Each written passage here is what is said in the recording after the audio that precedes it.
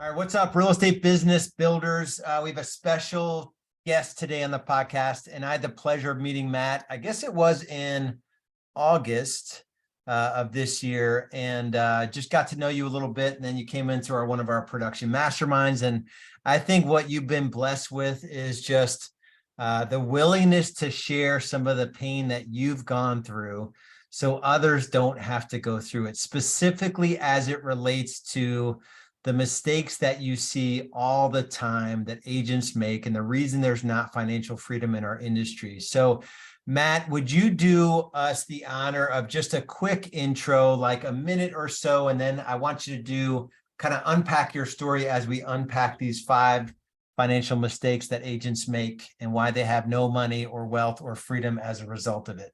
So welcome to the podcast. Yeah, thanks, Lars.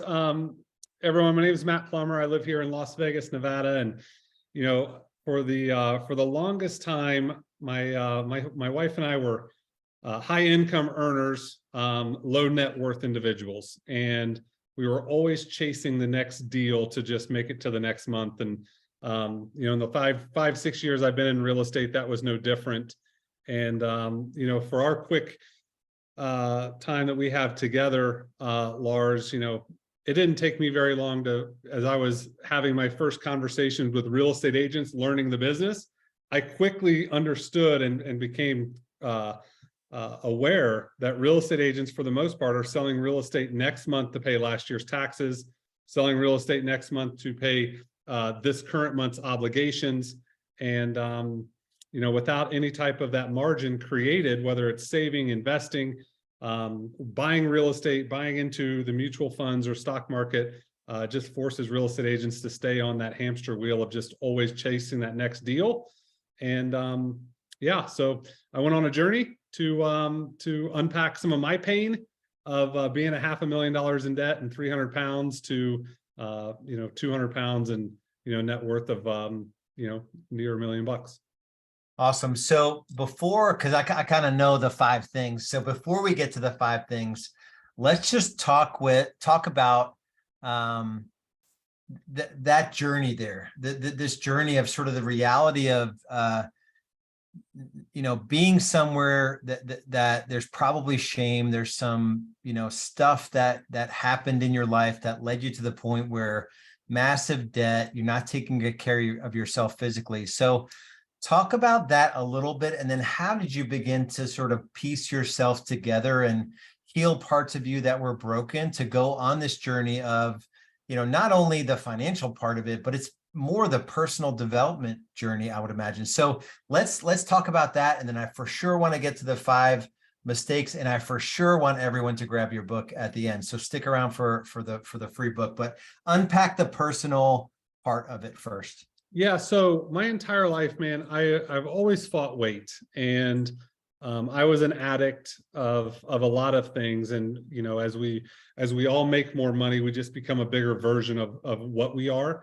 And I was an addict, right? I was always chasing the next thing, and and that led me to I had a roller coaster life of alcoholism and making money and gambling and smoking and a lot of bad things.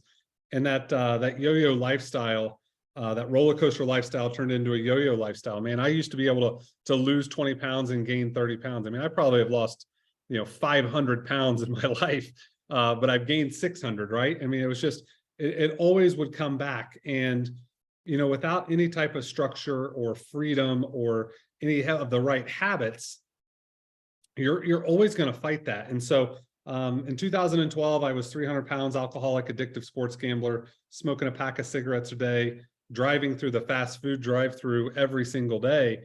And when I quickly, my wife and I had just gotten married. We'd been together for a decade plus, but we finally got married. And it took me almost losing her and being in marriage counseling to hit that very first step of any type of a transformation, which is awareness. I was sitting on a counselor's couch. She was on one end of the couch. I was on the other. I was mad at her. She was crying. And the counselor simply asked me one simple question. And he goes, "Can you go 90 days without a drink?"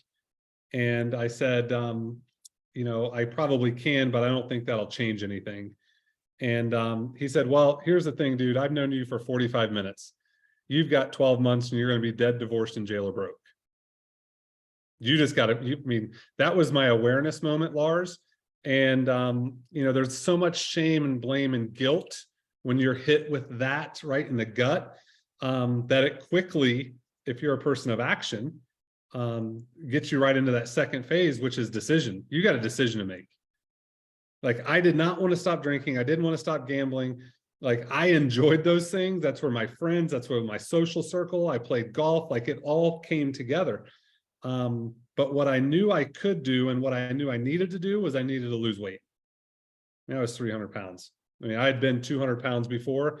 I just needed to get back there. So that was the decision I made of just being intentional of what I could put into my body, right? I could get off the couch and it didn't affect my drinking or my gambling, right? I could walk around the block and it didn't affect those other things. So those were the things that I could do. I could affect, hey, I could drink a meal replacement shake instead of going to Burger King.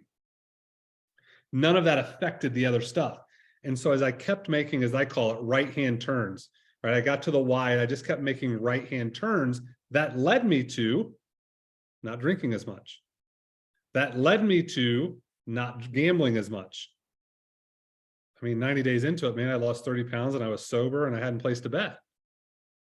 And so doing that over the course of the next 12 months brought the next thing into my eyes was like, dude, what are you doing with this money? I mean, we'd made over $1 million in the last decade, probably $1.5 million. We didn't have any money. We had a negative net worth of $145,000. And we quickly realized that the same habits of losing weight and becoming sober and not drinking or not gambling and not smoking were the same things that were going to help us unpack this debt. Unfortunately, you got to live on a budget. Unfortunately, you got to spend less than you make. Yeah. So yeah, same as losing weight, right? Getting financially fit is not much different. So, but it's interesting that you chose what was going on, psychologically, where you chose the weight. You just didn't want to give up the other stuff was the stuff you didn't want to give up in, and you said, well, I got to save my marriage, so let me at least go after the weight. Was that the rationale? Right. Because I mean, you look at and like, how many wealthy people do you know that are 300 pounds? There's wealthy people that still drink. There's wealthy people that still gamble, but there's not many wealthy people that are 300 pounds. Yeah. Right. Especially that are 60. Yeah. Right. And I mean, I was 30, 33, 34 at the time. So it was and I had done it before, man. I had lost the weight. I just didn't keep it on because I hadn't built the right habits. I didn't stack the right things around me. I wasn't involved in my environment did not support my goals. Whether it was my friends or my habits or my work or whatever. Yeah. And so, so we got on this money. We paid attention to Dave Ramsey, which I think is a very Financial Peace University, was such a huge pivotal moment in our lives. Because not only did it help us with our finances and it brought the conversation together, it was no longer my idea. I was not the person listening to the podcast and bringing my wife in and beating her over the head with, budget. We were doing this together. But the true thing that Financial Peace University did, Lars, was it got us into church. And going through FPU, like, giving was never part of our story or our conversations. And even when we were going through, I was like, we got $12 left to give, like, because it was at the bottom. And so going on that journey and understanding the giving aspect to money and what the Bible said about money, and then truly, a year and a half later of, accepting Jesus at the end of 15, as we were on this journey of sacrifice and delayed gratification and contentment. That's how we got out of debt, man. We were total debt was $551,000. 300 grand was a mortgage. We were $250,000 under the barrel of, creditors across the board. And we made some serious moves in 40 months, and we eliminated and paid off all of it in 40 months. Man, that's awesome. So let's get into the 5 mistakes that you see. So you've been at this, how long you been at this aspect of helping agents and nearly 4 years, man. Nearly 4 years I've been having conversations with agents around their money. Awesome. So let's unpack the 5 financial mistakes that you see. I think it's super valuable to go through them in the order that you've being at this one thing for so long and having done the journey yourself. I think that'll just be super valuable. And then we can give away the book and you can let people know how to get in touch with you. So yeah, for sure. I think the first thing that we need to identify is that awareness, right? The awareness phase of this transformation is that real estate agents do not have an income problem, right? Majority of real estate agents have a cash flow problem. And real estate agents, and this is after thousands of interviews, real estate agents simply make less than they think. We all spend more than we care to admit, which causes us and forces us to be behind on taxes and or retirement. And the 2 biggest things that stress real estate agents out the most are inconsistent income and financial disorganization.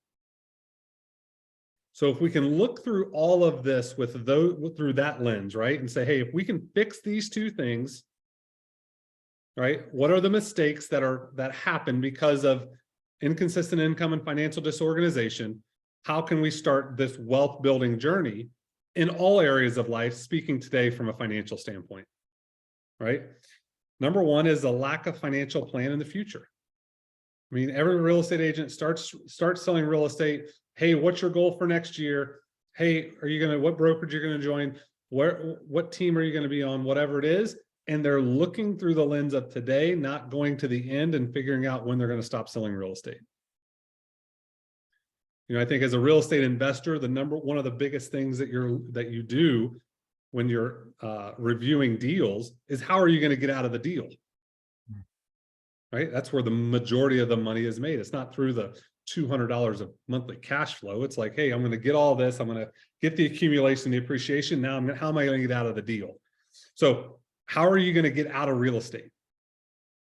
So figuring that out, go out to at least the next mountain you can see, turn around, look back, and how did you get there? So not having that clarity is going to force you to sell more real estate and keep you on the path of selling real estate forever. So that's number 1. When are you done? Right?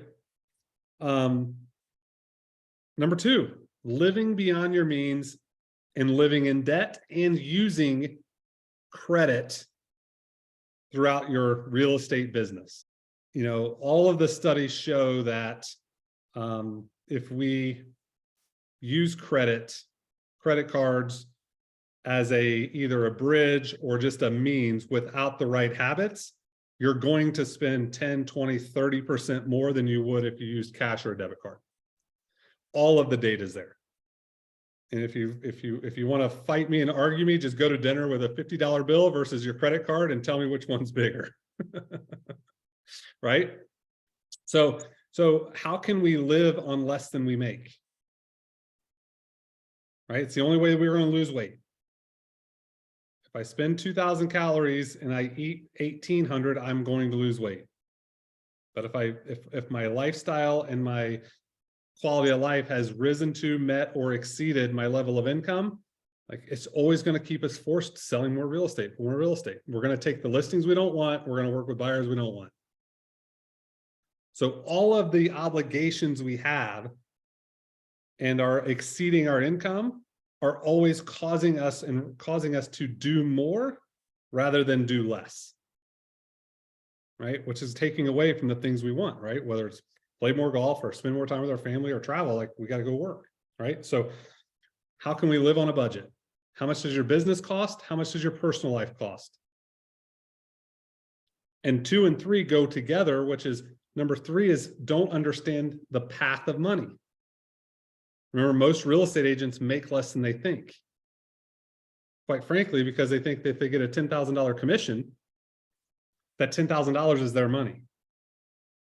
Well, when we look at it through the lens of a business owner, we want to go from, one side of the cash flow quadrant to the other. Like, hey, I'm a business owner. How much of that $10,000 needs to be set aside for profit? How much needs to be set aside for me, the owner that actually sold the deal as an individual agent? How much needs to go to the government? And then how much is left to run the business?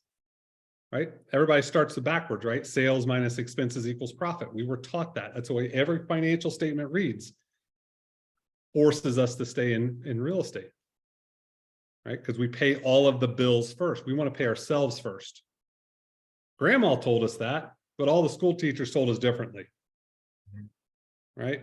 So what is that path of money? How much of the $10,000 do I actually get to bring home? Now, if it takes X amount of dollars, $10,000 to live, well, now I got to sell 2 deals at least, or 3. Right. So now we can actually tie our lifestyle of what we currently do or what we want to the amount of real estate we have to go sell. Right.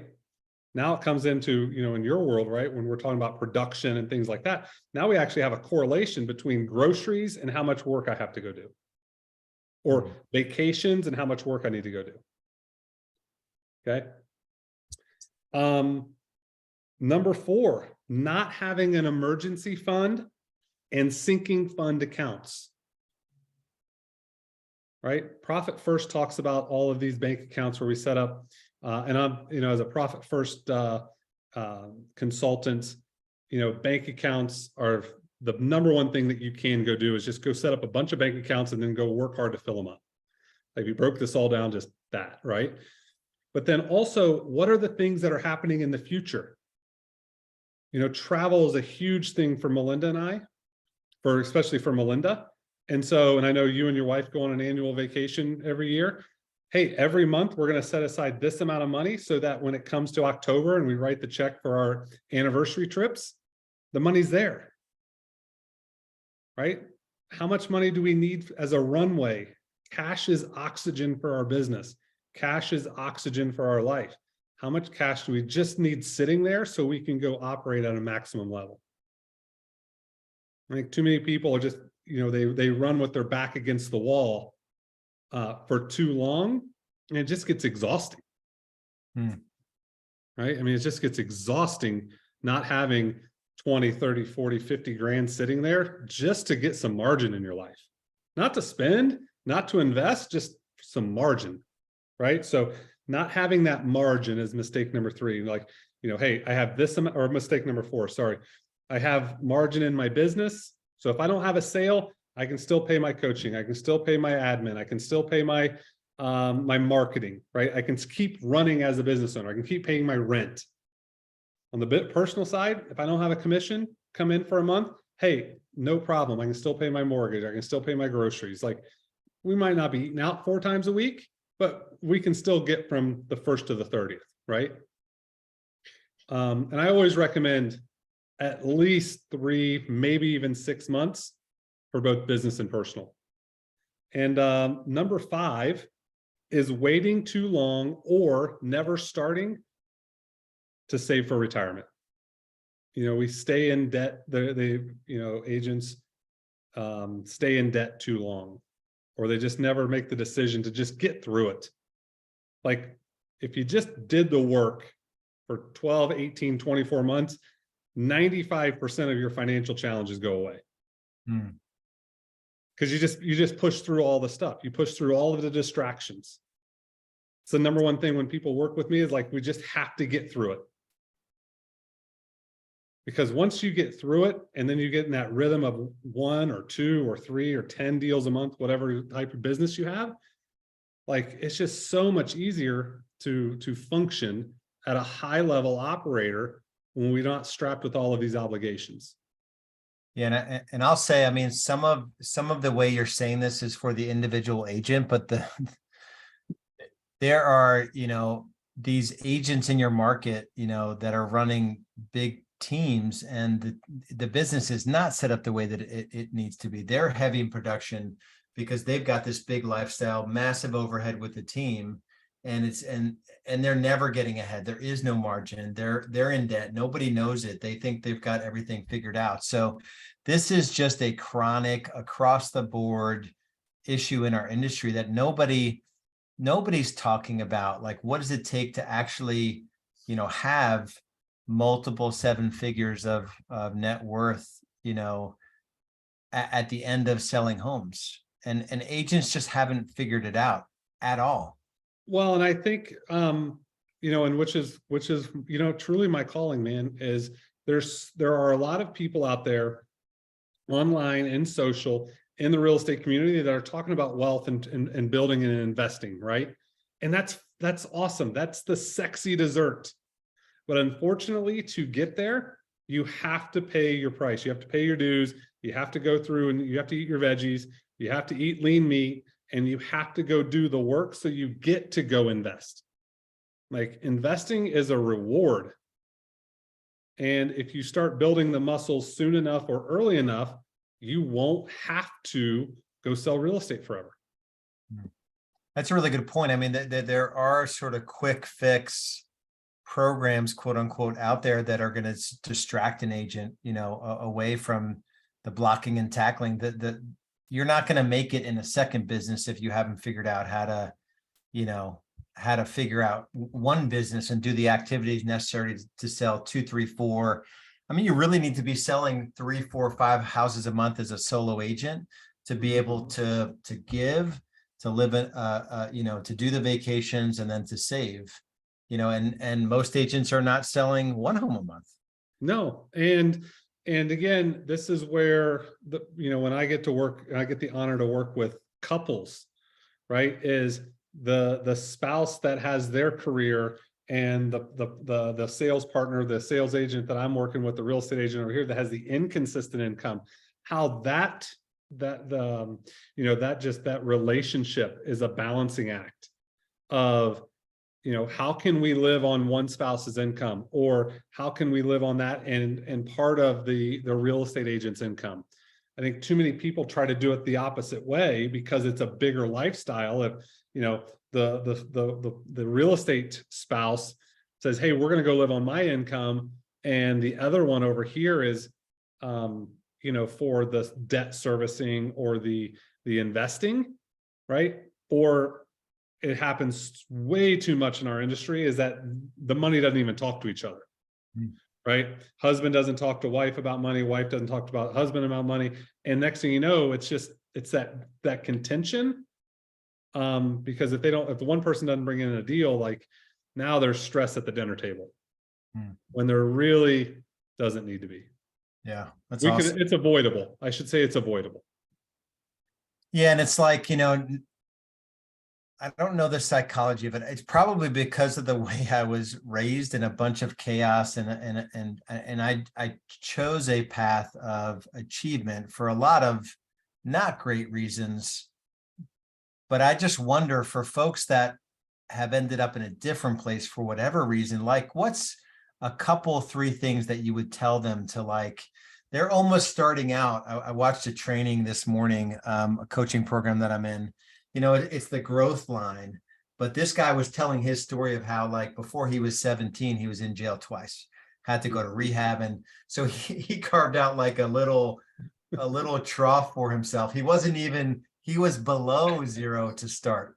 We want to think that we could play in the growth, like, how can I grow and, like, do all these cool things, but you're in a hole. How do you lift yourself out of the hole to start?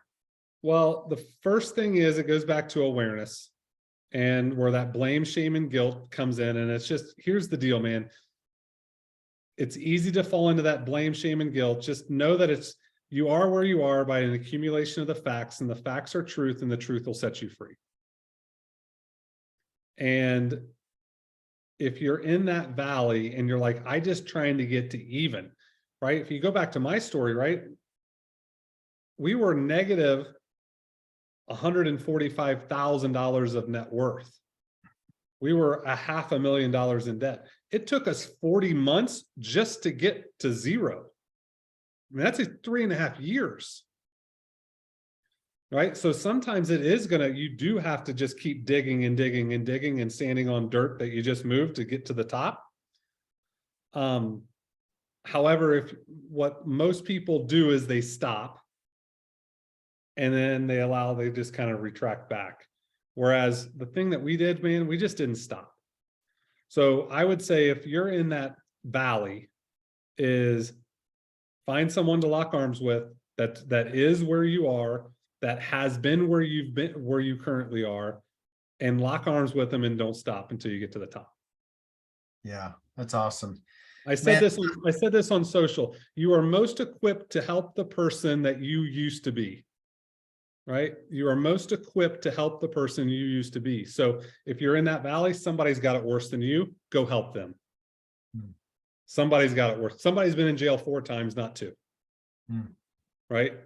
And so that, and then I would also, if you're married, and you have some of that contention with your partner, is I would surrender. You don't know, right? You're doing the best you can with what you know. Is just lay it all on the line, put all of the stuff on the table. A lot of partners don't have credit cards that the other spouse doesn't. Like, just put it all on the table and say, I cannot do this alone. I'm asking for your help, or we need to go find help because I'm tired of living like this again. Or we can't keep doing this. It's not your fault, honey. It's not my fault. Just like we have to find help. And that's where I was 8.5 years ago when it came to, sobriety and marriage counseling. It was like, I don't know how to do this. I can't. Yeah. The more I try, the more I drink. The more I drink, the more I gamble. The more I gamble, the more I eat. Yeah. So there's this sort of vicious cycle. Mm-hmm. And essentially, you just decided to turn it into like this virtuous cycle. Like, none of the steps were easy, but you just took little steps every day, and they just compound on each other. Yeah. I mean, I was 300 pounds, Lars. The number one thing I did was I drank a meal replacement shake instead of going to McDonald's. It's the number one thing I did. I just did it for 350 days in a row, twice a day. Right? That led to getting off the couch. That led to getting a trainer. Like, all of that stuff led to it. But that's the thing I did. The number one thing that we did with our money is we looked at our bank account and we looked at our budgeting app or the piece of paper every day and did our spending match what we said it was going to happen yesterday, 2 days ago, a week ago, or 2 weeks ago. And if it did, great. If it didn't, conversation. Awesome. What's the easiest way to, folks? I want everyone to make sure that they get a copy of your book.